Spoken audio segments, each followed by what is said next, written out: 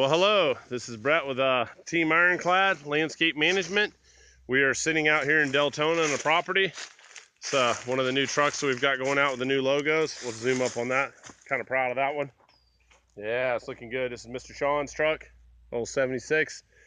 Starting to load up debris. So we're working on, hey, what's going on, Mr. Phillip? It's one of our new team members back there. Sean's hiding somewhere in the jungle back here. Hey, wanted to show you kind of one of the projects we're doing. We're going to go ahead and clean up these nice natural bed areas. We've got the concrete curbing in here. And then I just wanted to show you how things change. There's me again. Things change over the time. This is a beautiful place. It was built probably in 1985.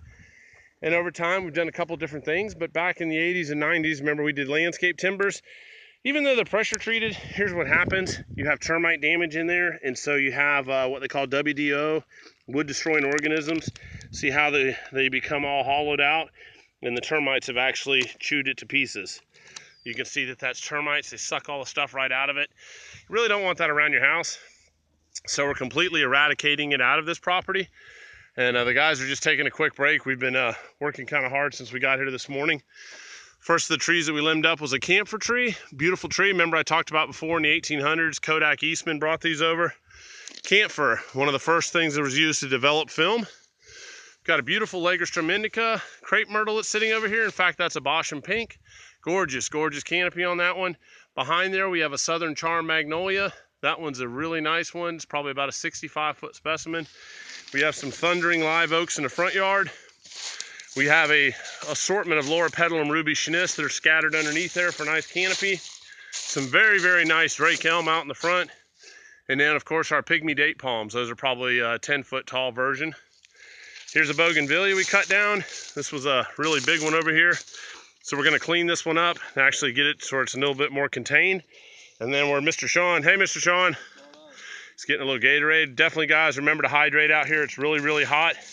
Heat injuries are prevalent. Whenever your guys are starting to sweat and they get a little bit exhausted, you want to know the signs between heat exhaustion, heat cramps, and ultimately leading into heat stroke. So, guys, need any help on that, call me. I used to be a medic in the military.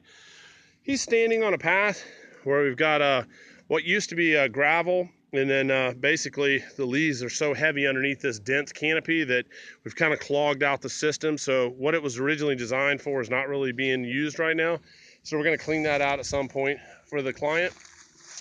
Wanted to take a walk in here. Okay, right off the bat, we know you've got some beautiful little plants that are sitting over here on the side, and those are our trinettes, and these are actually the evergreen trinettes, Chevroleros, but they're the smaller version, and kind of got those a little bit. I've used the loppers on those. We've cut a pile out here, but we're going to go back and fine prune those, prune them over there. And then basically we start looking at that.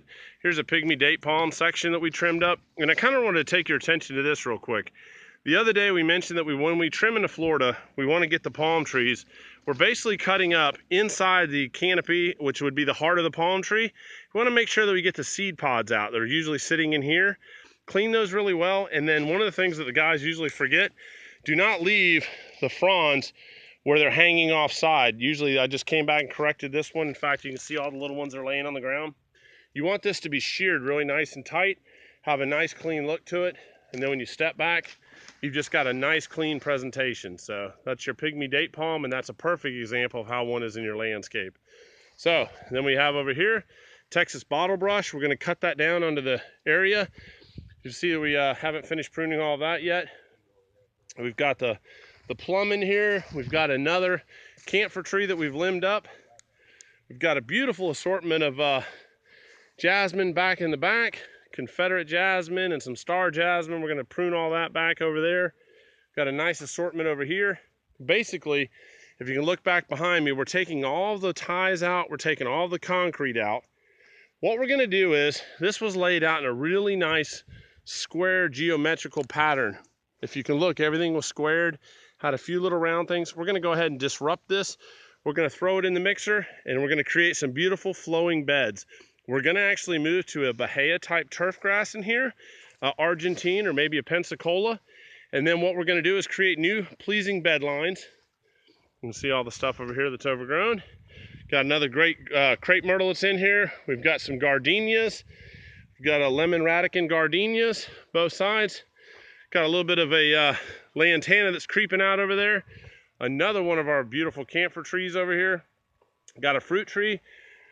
We're going to remove this back over here, and we're going to put maybe a new trellised in mandevilla against the wall there in honor of, mandevillas that love to sit on the side of the wall.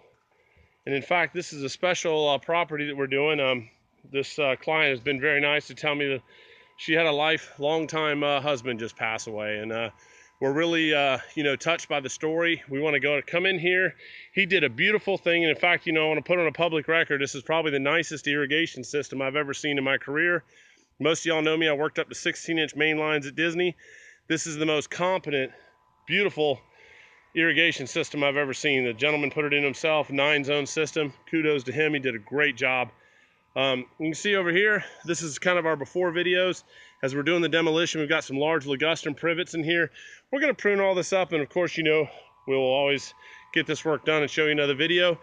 We're ripping out all these bricks, all the beds. We're going to take down the evergreen giant, the Aztec grass. We're going to use sod over here. And let me give you an overall feel. Once again, as we're looking down through here, we've got a fruit tree. The boys, I really like these guys. Notice they're working right behind me without me having to tell them what to do. Good job, Sean, Philip. Then over here, you can see once again, we're taking these things, and I know I got to show you all 100 times. Once again, if you have these landscape timbers in your yard, you want to really think about that you're just basically putting out. Thank you. I'll keep talking. It's what I do good. You've basically put a Big Mac and a French fry out in the yard for these termites. These are wood-destroying organisms. They love to have that. What happens is you've got that just sitting in your yard, lying dormant. It's in your mulch. It's everywhere. Definitely want to watch that. So back here we have some raised above ground gardening. So for you who like to do organic gardening, we've got some really nice stuff back here. We're going to come in here and help. We've got some bromeliads back there in the back. We've got a nice shade plant. What we're going to do over here is we're actually doing this at we're going to give a gift to her, and we're going to actually build a nice potting table for her right here. We're going to go ahead and continue shade clothing in here. Going to make it look nice. There's Miss Lisa. Here I am. Hi, Miss Lisa. Hi, and I'm filthy. Thank you so much. That's okay. We were talking about how the great history of your story and how we're honoring your late husband, and telling them about how we're going to do the potting table back here and make everything nice. And we're showing them about your termites. These have been in the ground a long time, and how we have a lot of the wood-destroying organisms and termites. So I think termites as opposed to wood rot.